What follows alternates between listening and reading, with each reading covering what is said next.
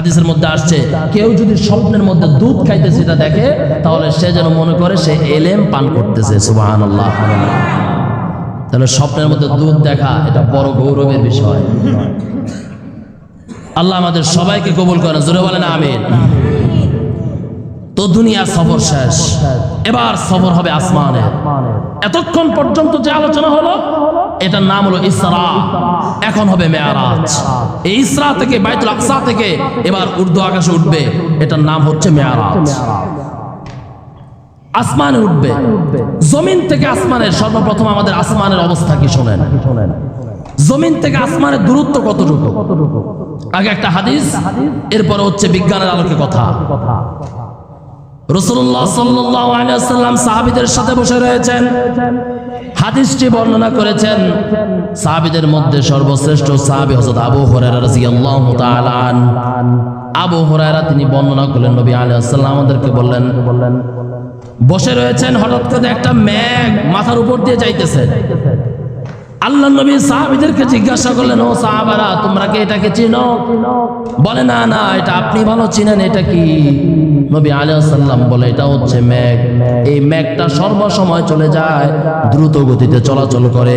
আর এই মেঘের কাজটা হলো, যে সমস্ত লোকেরা আল্লাহ তাআলার উপর শুকর আদায় করে না, যারা আল্লাহ তাআলার কৃতজ্ঞতা আদায় করে না, এই মেঘের মাধ্যমে আল্লাহ পাক রব্বুল আলামিন তাদেরকে শাস্তি দেন, বিভিন্নভাবে শাস্তি দেয়। এরপরে নবী আলাইহিস সালাম সাহাবীদেরকে প্রশ্ন ছুড়ে দিলেন, তোমাদের মাথার উপর কি আছে? বলে, আসমান রয়েছে। বলো, তোমরা কি জানো আসমানের দূরত্ব কতটুকু? বলে, না না, আমরা জানি না, আপনি ভালো জানেন। নবী আলাইহিস সালাম বললেন, এই জমিন থেকে আসমান পর্যন্ত 500 বছরের রাস্তা। কত বছরের? 500 বছরের রাস্তা। বলে, এরপরে দ্বিতীয় আসমান থেকে তৃতীয় আসমান পর্যন্ত 500 বছরের রাস্তা। এভাবে তৃতীয় থেকে চতুর্থ পর্যন্ত 500 বছরের রাস্তা। আর সর্বশেষ আসমান, সপ্তম আসমানের উপরে এই 500 আসমানের দূরত্বের উপরে আল্লাহ তাআলার আরশ আজিম ফেরেশতারা ধরে রেখেছে, উঁচা করে মাথায় রেখে দিয়েছে। আর এই যে নিচে কি আছে তোমরা কি জানো? সাহাবীরা বলে, আমরা জানি না। বলে, তোমাদের এই নিচে যেটা আছে এটার নাম হচ্ছে আর জমিন। বলে, তোমরা কি জানো এই জমিন থেকে এই জমিনের মধ্যে কয়টা জমিন নিচে আছে? বলে, আমরা জানি না। নবী বললেন, 7টা জমিন তোমাদের পায়ের নিচে আছে। তোমরা কি জানো একটা জমিন থেকে আরেকটা জমিনের দূরত্ব কত? বলে, আমরা জানি না।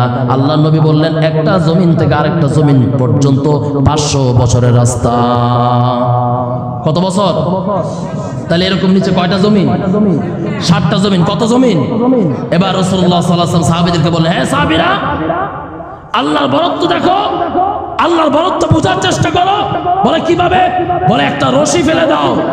তোমাদের যদি কারো অধিকার থাকে, নিচে আল্লাহ তাআলা কুদরত কোন পর্যন্ত পৌঁছে গেছে আমরা দেখতে চাই যে আল্লাহ তাআলা কুদরত কি সমস্ত কিছুর মধ্যে বিদ্যমান, নাকি আল্লাহর কুদরতের বাইরে আরো কিছু রয়েছে যেটার মালিকানা আল্লাহ তাআলার হস্তক্ষেপের মধ্যে নাই, আল্লাহ তাআলার হাতে নাই।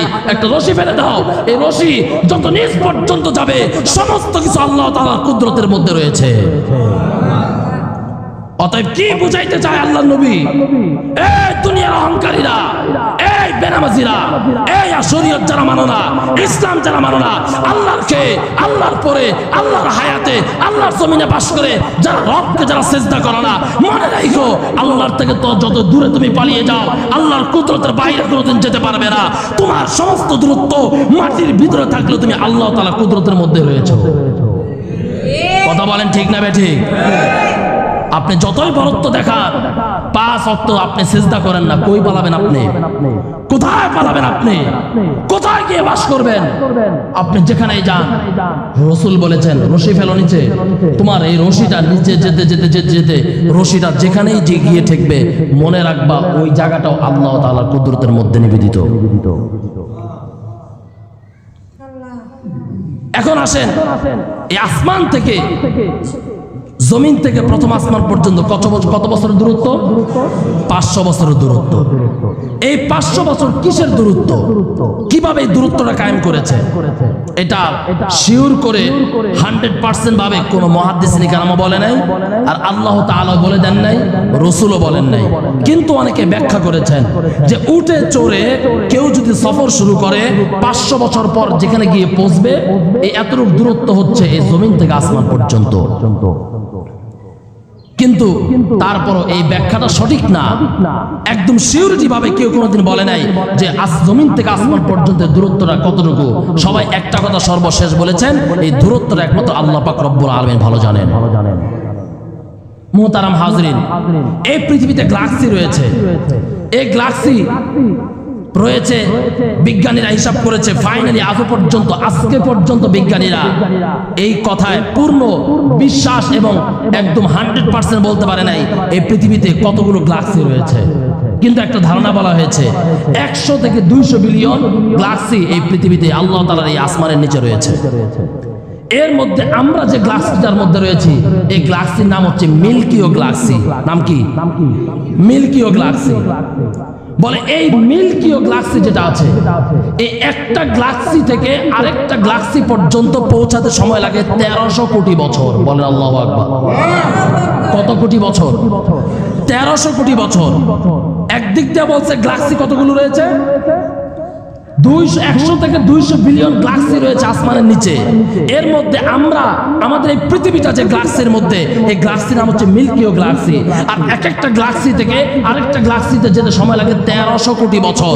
এবার চিন্তা করেন আসমান, জমিন থেকে আসমান পর্যন্ত দূরত্ব কত বেশি হতে পারে? আপনি চিন্তা করতে পারেন আল্লাহ তাআলার রাজত্ব কত বড় রাজত্ব। আপনি একটাবার চিন্তা করতে পারেন, এরকম 7টা রয়েছে উপরে, আবার 7টা রয়েছে নিচে। আপনি কার সাথে বেড়াগিরি করে আজকে আপনি নামাজ পড়েন না?